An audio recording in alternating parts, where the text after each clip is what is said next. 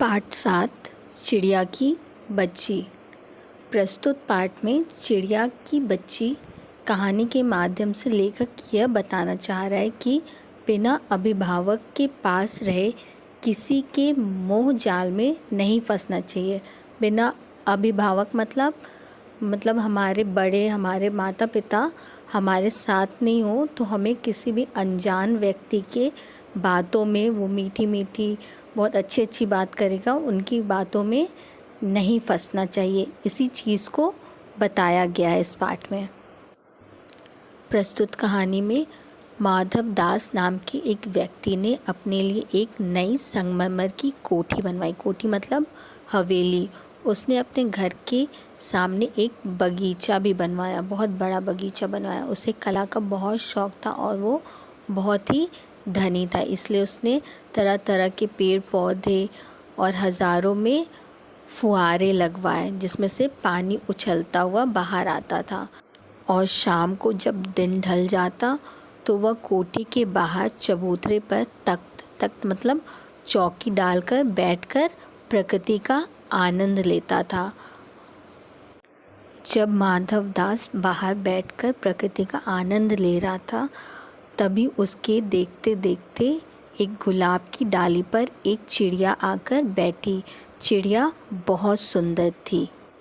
माधव दास को चिड़िया बहुत मन भावन लगी। वह उसे देखकर बहुत खुश हुआ। फिर वह उसे अपने पास रखने की सोचने लगा, इसलिए वह चिड़िया से बातें करने लगा और उसे अपनी मीठी मीठी बातों में फंसाने लगा। लेकिन चिड़िया बहुत ही नादान थी, इसलिए चिड़िया बोली, मैं कुछ नहीं जानती। मैं सूरज की धूप खाने, हवा से खेलने और फूलों से बात करने जरा मैं घर से उड़ आई थी। अब सांझ हो रही है सो माँ के पास जा रही हूँ। फिर माधव दास उससे पूछता है कि भोली चिड़िया, तुम कहाँ रहती हो? तुम मुझे नहीं जानती। तो चिड़िया बोलती है कि मैं माँ को जानती हूँ, भाई को जानती हूँ, सूरज को और धूप को जानती हूँ और घास, पानी और फूलों को जानती हूँ। तुम कौन हो मैं नहीं जानती। और फिर चिड़िया बोलती है कि माँ मेरी राह देख रही होगी, मुझे माँ के पास जाना है। लेकिन माधव दास फिर उसे रोकता है और उससे अपनी बातों में उलझाता है, फंसाता है और मीठी मीठी बात करता हुआ एक बटन दबा दिया। उसके दबाने से दूर कोठरी के अंदर आवाज़ हुई जिससे एक नौकर झट से बाहर आया। उसने इशारा पाते ही चिड़िया को पकड़ने की जतन करने लगा, कोशिश करने लगा। और इधर माधव दास उसे अपनी चिड़िया को अपनी बातों में उलझाए हुआ था और पीछे से नौकर चिड़िया को पकड़ने की कोशिश करने लगा। लेकिन चिड़िया को जैसे ही एहसास हुआ कि एक कठोर हाथ उसके पास आ रहा है, चिड़िया उड़ गई।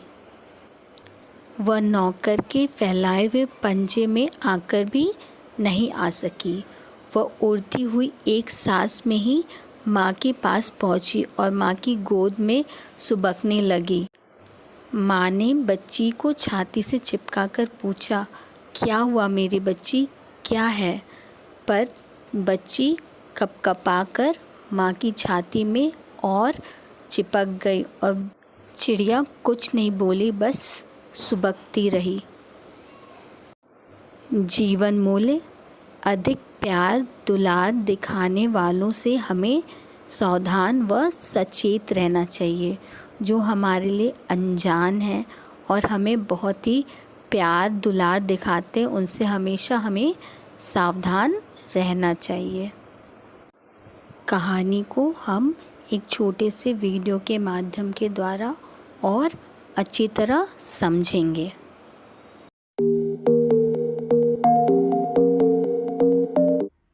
माधव दास ने अपनी संगमरमर की नई कोठी बनवाई है। उसमें सामने बहुत सुहावना बगीचा भी लगवाया है।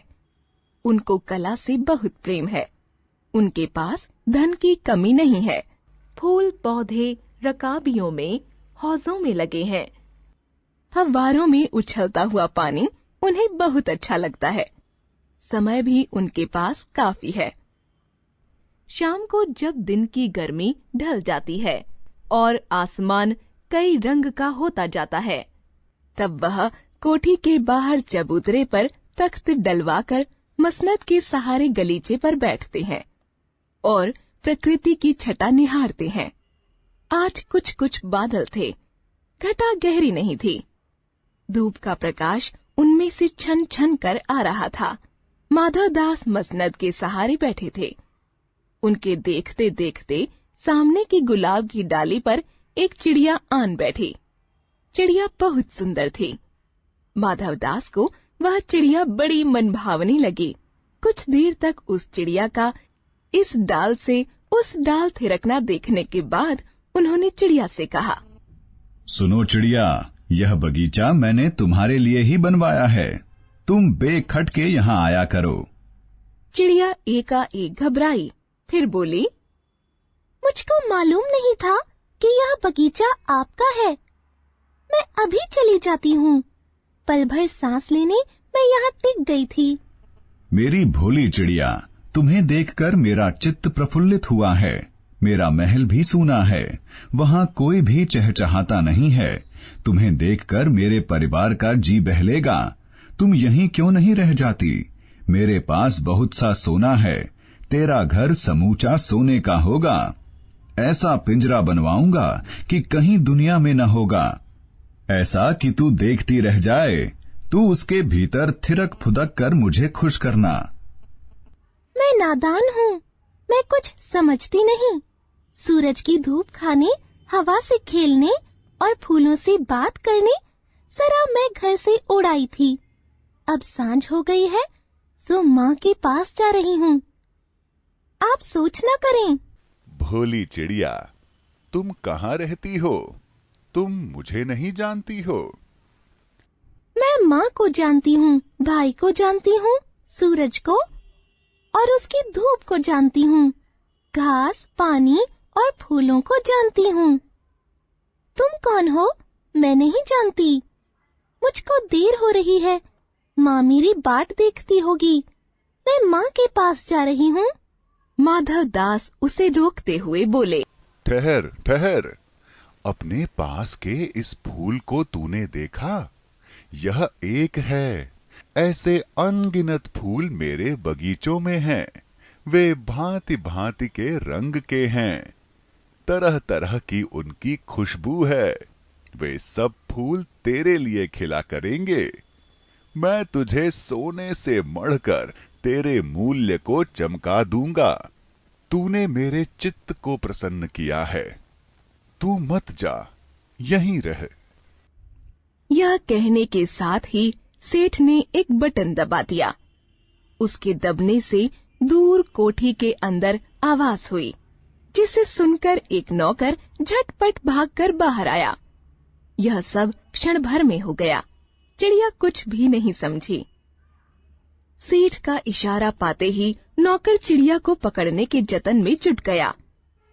इधर चिड़िया को बातों में उलझाए रखने के लिए सेठ बोले, तुम अभी माँ के पास अवश्य जाओ। माँ बाट देखती होगी, पर कल आओगी ना? कल आना, परसों आना, रोज आना। तुम बड़ी सुंदर लगती हो। तुम्हारे भाई बहन हैं? कितने भाई बहन हैं? 2 बहनें, 1 भाई है, पर मुझे देर हो रही है। हाँ हाँ, जाना। अभी तो उजाला है। 2 बहनें, 1 भाई है, बड़ी अच्छी बात है। चिड़िया के मन के भीतर जाने क्यों चैन नहीं था। वह चौकन्नी होकर चारों ओर देखती थी। उसने कहा, मुझे देर हो रही है। अभी तो उजाला है। मेरी प्यारी चिड़िया, तुम अपने घर का और हाल सुनाओ। भय मत करो। मुझे डर लगता है। मैं नादान बच्ची हूँ। माँ मेरी दूर है। रात हो जाएगी तो मुझे राह नहीं सूझेगी। भय न करो चिड़िया, तुम बहुत सुंदर हो। मैं तुमको प्रेम करता हूँ। इतने में चिड़िया को बोध हुआ कि जैसे एक कठोर स्पर्श उसकी देह को छू गया है। वह चीख कर चिचियाई और एकदम उड़ी। नौकर के फैले हुए पंजे में वह आकर भी नहीं आ सकी। वह उड़ती हुई एक सांस में माँ के पास पहुंची और माँ की गोद में गिरकर सुबकने लगी। ओ माँ, ओ माँ। माँ ने बच्ची को छाती से चिपटा कर पूछा, क्या है मेरी बच्ची, क्या है? पर बच्ची कांप कांप कर माँ की छाती में और चिपक गई। बोली कुछ नहीं, बस सुबकती रही। ओ माँ, ओ माँ। बड़ी देर में उसे ढाढ़स बंधा और तब वह पलक मींच उस छाती में चिपक ऐसे सोई जैसे अब पलक न खोलेगी।